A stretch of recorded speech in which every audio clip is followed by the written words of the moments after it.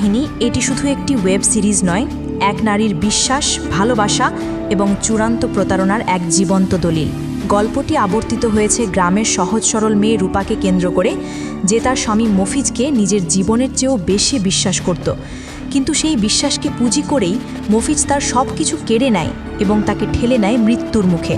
মৃত্যুর দুয়ার থেকে ফিরে আসা রূপা এবার আর আগের মতো সরল থাকে না। স্বামীর বিশ্বাসঘাতকতার প্রতিশোধ নিতে সে পা রাখে পাপের জাগতে, হয়ে ওঠে ঢাকার আধুনিক রানী। কিন্তু এই প্রতিশোধের শেষ কোথায়? একজন নারী কতটা ভয়ঙ্কর হয়ে উঠতে পারে যখন তার শেষ সম্বলকেও কেড়ে নেওয়া হয়?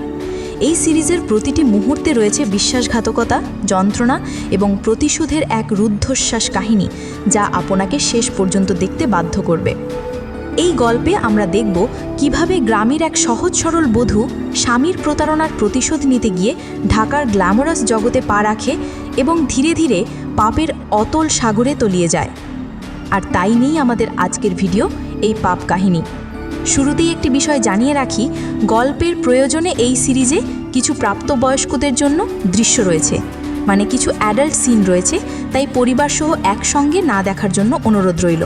তবে সিরিজের গল্পটি আমাদের সমাজের কঠিন বাস্তবতাকে তুলে ধরে এবং এমন একটি বার্তা দেয় যা আপনার বিবেককে নাড়া দিতে বাধ্য।